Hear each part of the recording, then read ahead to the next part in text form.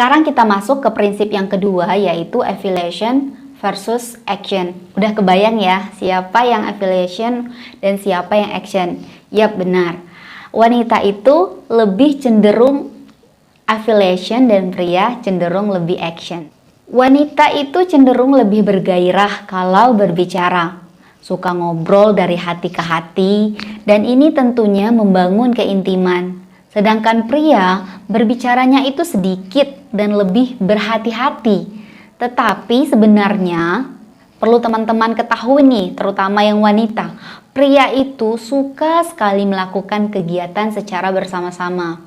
Makanya nih kalau kita lihat ibu-ibu tuh suka ngerumpi di depan rumah. Ya itu normal ya, karena bagi mereka nggak penting aktivitas bersama. Yang penting saling ngobrol dan semakin dekat. Dalam sebuah kelompok misalnya, ada pria yang suka berbicara tentang politik atau olahraga. Pria itu semangat sekali membahas topik tersebut. Tahu nggak kenapa? Hal itu disebabkan karena pria itu ingin membangun dominasi dan kekuatan, bukan untuk membangun keintiman.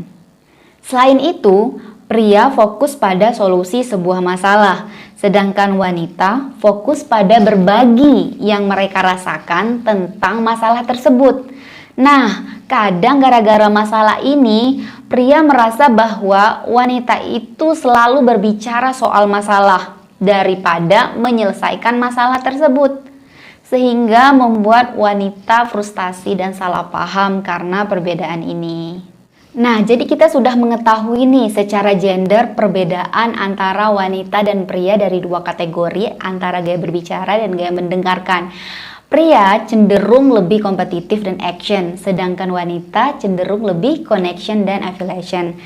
Tadi kita sudah membahas faktor pertama yaitu gender. Nah, faktor kedua yang mempengaruhi perbedaan gaya komunikasi tersebut adalah dari perbedaan budaya. Teman-teman semuanya, sadar nggak sih sebenarnya kita itu berinteraksi dengan orang-orang dari berbagai latar belakang budaya. Setiap orang memiliki latar belakang budaya yang berbeda-beda.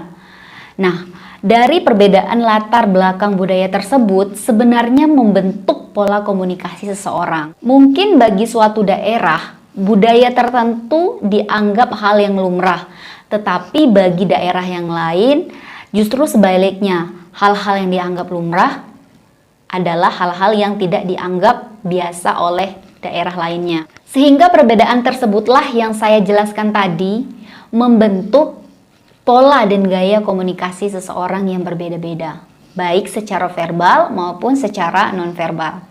Saya ada sebuah cerita ini saya ambil dari buku Olson. Ada dua orang mahasiswa laki-laki, yang satu berasal dari India, yang satu berasal dari Amerika Serikat. Kita sebutlah yang dari India ini si A dan yang dari Amerika Serikat si B. Nah, singkat cerita A dan B ini berteman dekat. Suatu hari A dan B jalan-jalan. A kemudian memegang tangan B. B kaget sampai bilang, "Kamu heteroseksual ya?"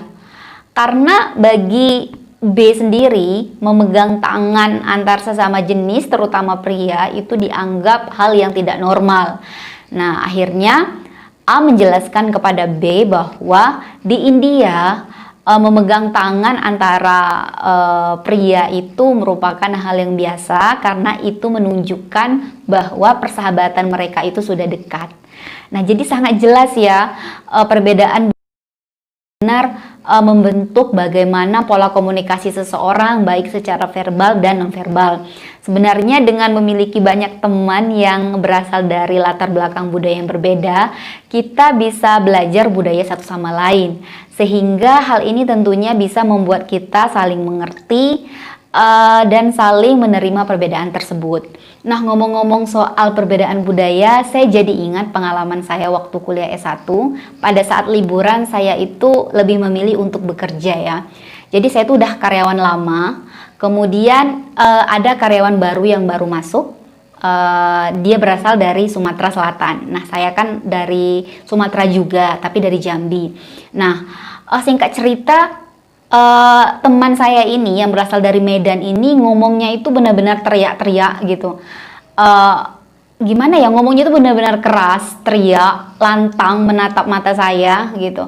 Nah, pada saat itu saya yang belum aware tentang perbedaan budaya ini memiliki konflik internal dengan teman yang berasal dari Medan ini, sehingga saya menutup diri untuk menjalin komunikasi dengan dia karena saya merasa nggak nyambung, saya nggak cocok.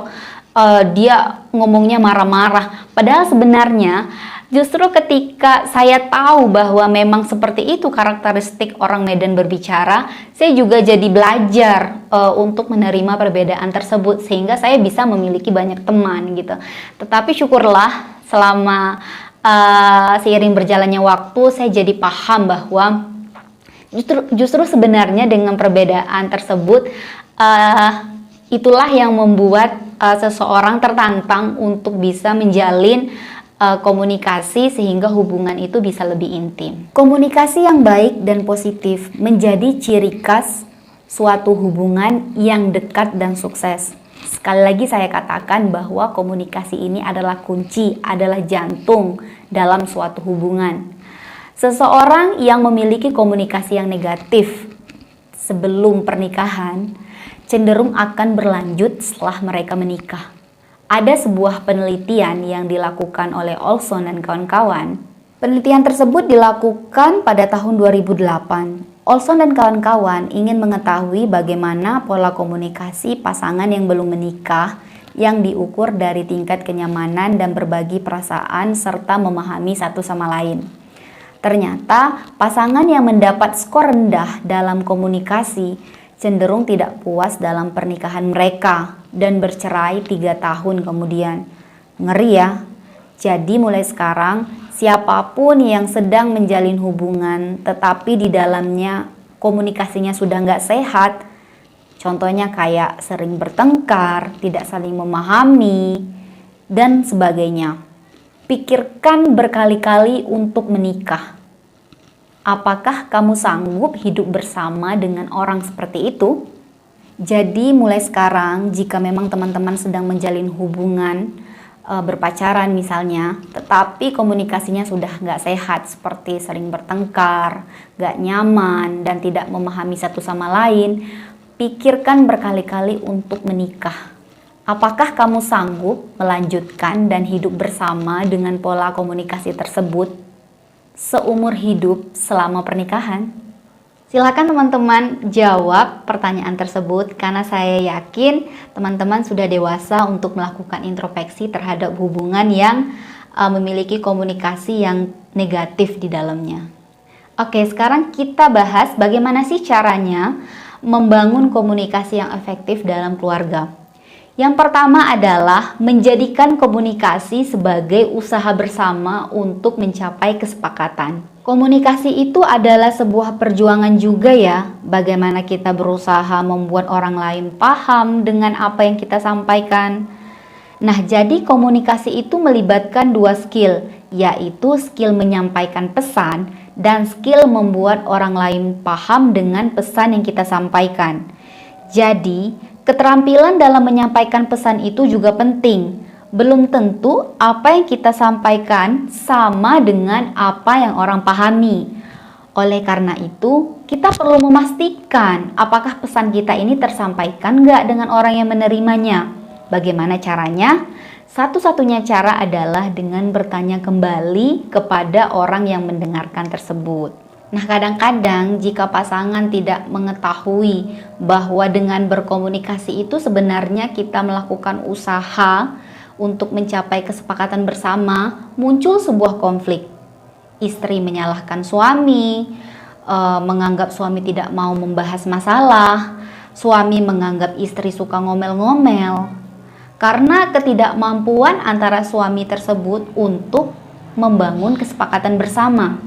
Misalnya saja, istri minta suami membantu untuk mencuci piring di rumah. Minimal 1 kali sebulan aja. Tetapi istri ini tidak pernah menyampaikan keinginannya kepada suaminya, sehingga suaminya nggak tahu kalau istrinya membutuhkan bantuan.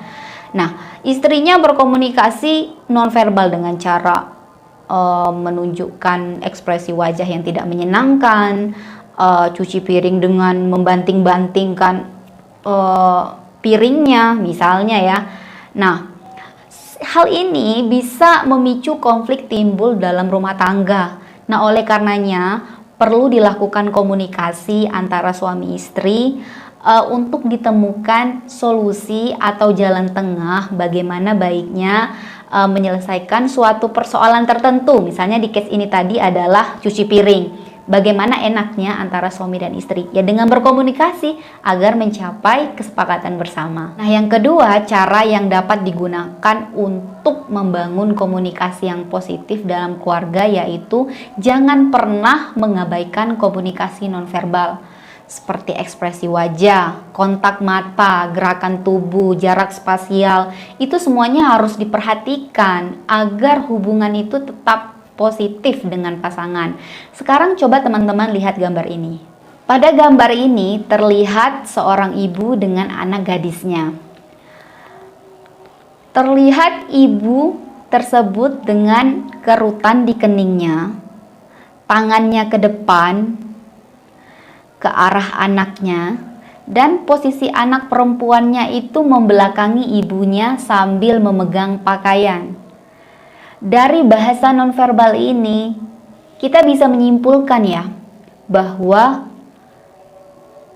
hubungannya itu sedang tidak baik, atau sedang tegang, atau sedang ada konflik. Yang ketiga, berusahalah untuk berterus terang dengan apa yang dirasakan. Sebenarnya ini agak susah ya, kadang saya sebagai wanita pun tidak mampu untuk melakukan ini.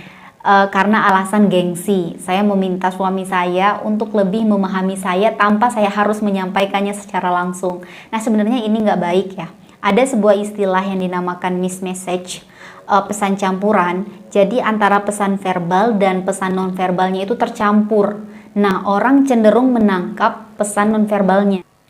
Cara yang keempat yang dapat digunakan adalah hindarilah untuk membagi-bagi perhatian dalam komunikasi. Ada sebuah istilah yang disebut continuous partial attention, merupakan perhatian yang parsial atau terbagi-bagi dalam komunikasi. Continuous partial attention salah satunya dipengaruhi oleh kemajuan teknologi yang memaksa penggunanya untuk membagi perhatian antara kegiatannya melalui gawai dan komunikasi yang nyata. Contohnya ketika individu memperhatikan ponsel, email, komputer, televisi, laptop, dan sebagainya, mereka juga sambil melakukan bercakap-cakap dengan orang lain. Tidak dapat dipungkiri, memang teknologi memudahkan kita dalam melakukan hubungan komunikasi dengan orang lain. Tetapi ketika komunikasi di dunia nyata dilakukan bersamaan dengan media sosial, bentuk multitasking seperti ini sesungguhnya tidak baik, karena akan mempengaruhi kualitas suatu hubungan. Perhatian parsial ini tentunya sangat tidak baik dan tidak sopan, karena dapat merugikan diri sendiri dan akan merusak hubungan keakraban kita dengan orang lain.